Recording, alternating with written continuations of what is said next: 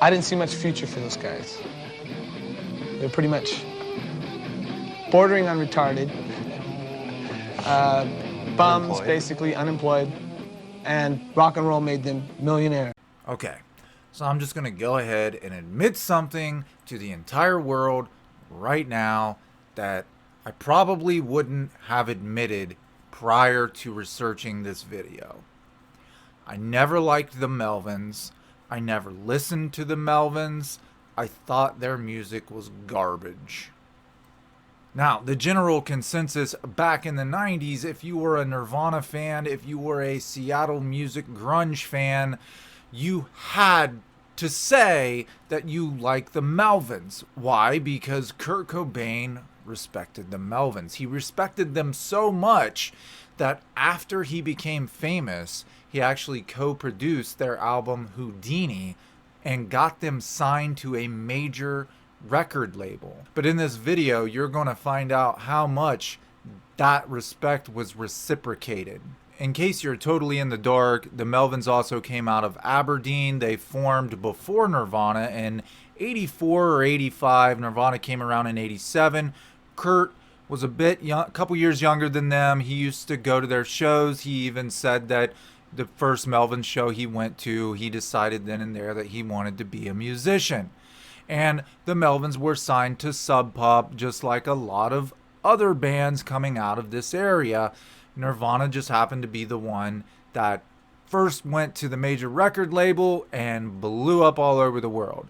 And it seems to me that even back in 93, when the video that's happening right about there is taking place, these guys are already talking trash about a dude who went out of his way to say thank you. It's as if the student has surpassed the teacher and the teacher is resentful for it. I'm surrounded by Melvins. Everywhere I look is a Melvin. Buzz, Lucky Dale, for you. Mark. All right, is it true I said when you guys finished your first, or actually we were introducing the show, I said, like it or not, you know, critics and fans kind of put this fathers of grunge thing. Are you part of that? Do you like being identified as part of that Seattle scene, or do you Well, like we always say, we'll take that respect down to the Cadillac dealership and see what they'll give us for it. See, we don't want money, we want respect. Right. So it's 1993. Nirvana is at the peak of their popularity. They made $14 million. Kurt Cobain alone made $14 million in royalties from 91's Nevermind. He turns around and says, you know what? You guys were a big influence on me when I was a nobody. Let me co-produce your album. Let me get you on a major record label. Let me help you. On their very first national television debut, they make fun of the grunge scene. They make fun of musicians who can go to a Cadillac dealership and buy a car instantly on credit. And I want you to remember that because it's going to pop up again about 25 years later. This guy's going to be talking about the same thing. If you were a kid or a teenager in the 90s, you know what I mean when I say sellout. That was a huge deal back during this time. A musician coming up from the underground and going mainstream, it was a huge deal. You often have heard the term Nirvana didn't go mainstream, mainstream came Nirvana. A lot of people resented Kurt for being the best he could be, for rising to the top and becoming this guitar hero. He grew up in poverty around a lot of poor people, and a lot of them were jealous and they resented him for his success. As humble as he remained, I mean, even after the dude was a rock star, he purchased his clothes at Goodwill. He drove an old Plymouth. When his wife, Courtney Love, went to a Lexus dealership and brought home a Lexus, he made her return it. You know, this was a big deal to him to be referred to as this cash cow, this sellout. And what do these guys do who he respected on their first television debut? So what does matter? The music. The music. You guys are a no-nonsense band. That's what I'm getting here. It's the music, Jeff. That's what matters. None of this other. We hate everything. Yeah, Music doesn't pretty matter. much. Money matters. Money. God, you guys are into them. Are you making? You're on a major label. Yeah, thanks to their friend Kurt, that they're basically making fun of. They're on a major label, actually making money and able to pay their bills for being musicians. Okay. And The only thing that'll make up is what we didn't tell financial you is compensation. $25,000 to come on the show. Right. That's right. $25,000 to get us off the show. That's going to cost you extra. Extra. What would you guys want to talk about? National TV debut. No. Or death penalty to all junkies. But you know, actually, you made a comment earlier.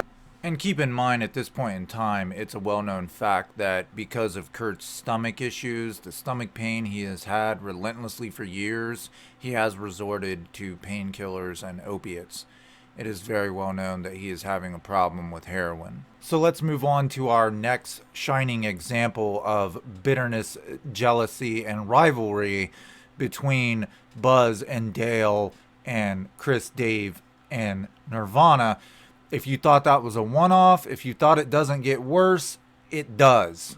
Maybe you think that I'm overreacting, but keep in mind that Kurt and Chris looked up to these guys and would even help them with their road gear. This is what the friends Buzz and Dale have to say about Kurt years later. And try to pay attention to their eyes and body language, because body language says a lot. He was kind of a small guy. He couldn't lift very much, so he wasn't a very good roadie. No, he wasn't. No, he wasn't really a roadie. He just kind of came along with us when we'd play shows and hang out. You know, roadie by default, because we'd make him move gear, if we needed to. I know what rock and roll's about. You know, most of it's a bunch of greedy, drug-taking monsters, I'd say. Whoremongering drug addicts that are probably no good for anybody, I'd say, generally speaking. And I don't want to listen to them when it comes to political stuff. You know, I'd like to reach higher myself. Don't listen to an entertainer about that kind of stuff. That's crazy. Look how they live. And then they're going to tell you how to live? Forget it. Don't even go there. Hey kids, this is Dale from the Melvins. My name's Buzz. We're going to be playing Enrique in Nirvana on April 25th, and you should be there. Why not?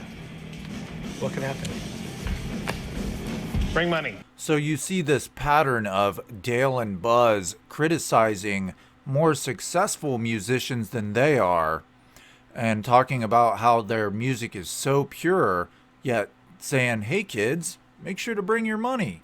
Yeah, he's joking, but he's also being serious. And this is King Bozo's response 20 plus years later when an interviewer asked him about his first major label record deal that Kurt Cobain got for him as a friend and co-produced. This is his response to being asked how that project went. Well, it worked to our advantage because we were very skeptical of it from the beginning.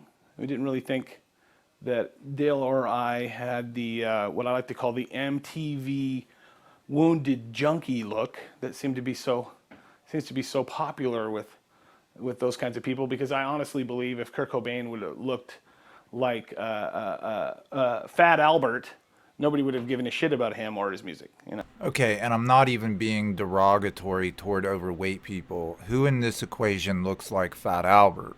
Basically what he's saying is my music is better than Nirvana's, but because I wasn't a pretty boy with blue eyes and long blonde hair, no one gave a shit about me. That's the only reason Kurt Cobain got to where he was. I mean, the songs are good, but that has a lot to do with it. They're certainly selling an image at that point. And I think it's very fortunate that that we were somehow associated with all those kinds of things. But in the end, it's ultimately a tragic story because Kurt Cobain's dead, you know.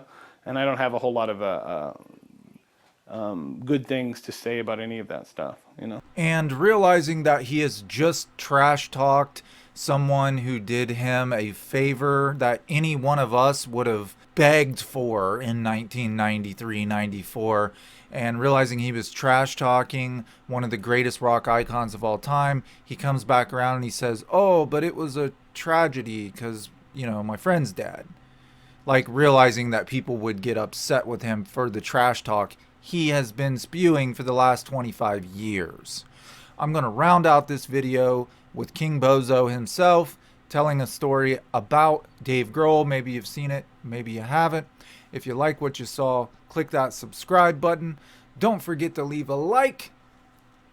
And I'll see you guys in the next video. Bye-bye. You guys know who Dave Grohl is, right? I'll take that as a yes. Going there. Damn it.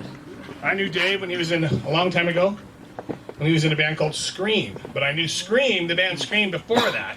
In the early 80s, they put out a record on Discord that I still think is the best record that Discord ever put out. And I was a big fan of that record. I saw them play a few times with the original lineup. And then the original drummer went on tour. So the story goes from Dave, my old friend Dave. I heard that they got back from the tour, and his 2-year-old kid didn't have any idea who he was, the drummer. He's like, my kid doesn't even know who I am. I can't go on tour anymore, so he quit. Enter Dave. Dave's a penniless, it's rags to riches story for sure. Came without warning. Main streets of D.C. Anyway, Dave was a young kid, playing drums, real good drummer. So then the Melvins played with Scream a number of times after that, and that's where we met Dave. So I was friends with Dave for a long time before. Let's just say before he could buy cars with a credit card. I told you. All these years later, he's still complaining about these rich musicians being able to go buy a car with a credit card. Well, someone please buy this man a car. I knew Dave BC. Before credit and before Cobain. How about that? Dave becomes this big superstar later up here, playing the QE Arena and other non-venues, I don't consider anywhere built for a sporting event to be a venue to see music. I don't know if you guys do, but if I go to a hockey arena, I want to see hockey.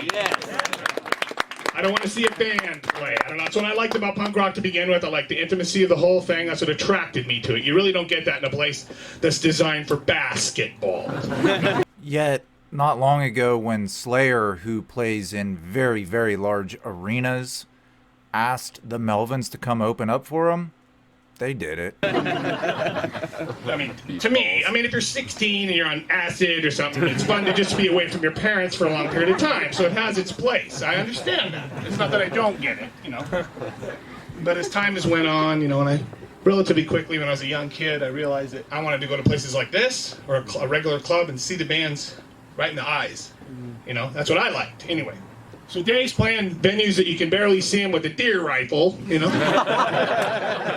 think it's him. Could be a roadie, Not for me. Anyway, Dave's playing places that sound like amplified motocross, and we're playing, we're down here, Dave's up here, so I lost track of Dave, believe it or not. Okay, so Dave doesn't have time, and when you get that big, phones quit working both ways. Do you guys know that? Yeah. They no longer work back and forth. So anyway, I lost track of Dave for decade, well over a decade, all of a sudden I see in the LA paper, which is where I live, the original Scream's going to play a show in LA. Like, wow, I'm going to go. That'll be great. The original lineup. That'll be really fun. I can't wait to go, So I go to the show. It's in a venue, not a non-venue, okay, which is exciting enough as it is. Who's at the show but Dave? My old buddy Dave. Dave's really happy, acts like he's really happy to see me. How's it going? Give me your number, blah, blah, blah. Changing numbers back and forth, me and Dave. Okay, show's great, by the way, Anyway, so a week or so later, I text Dave. Nothing. Text him again. Nothing. Put the phone away and quit texting Dave after that. Okay, Dave doesn't text me back, so all right, I get the picture. No worries, So nothing new, nothing's changed. Okay, fine. Whatever. So a while goes by, all of a sudden, I'm in my kitchen with my wife, and the phone rings. It's Dave. Dave's calling me on my phone. I can see it because it's still in my phone. It tells me, Dave calling, So I better answer it. Answer it. Hello, Hey, it's Dave. I act surprised. He goes, listen, I'm in this other band called Them Crooked Vultures. I was vaguely aware of that, not super aware of it. I hadn't heard any of it, but I knew he was in a band with a guy from Led Zeppelin and somebody else, and I don't know. And he goes, listen, we're playing a big show in L.A. at some venue, venue or non-venue, I'm not sure which. And he goes, I want you to come down and be my special guest. Remember, this is how I blew it. Okay. I want you to come down and be my VIP guest. Backstage, you can come backstage and meet John Paul Jones, a guy from Led Zeppelin. I'm imagining, wow, I could be doing blow with him. Or I could, who knows what? Maybe we could end up in Mexico. Lord only knows. That guy's got deep pockets. We could do whatever we wanted. Anyway, come on down. It'll be great. And here's where I blow it. My wife's listening to the whole conversation. And by the way, at the end of the conversation when I hung up, she said, "You're the only person in the world that would have done that." Okay, bear that in mind. Okay. That's what she told me after I hung up with Dave.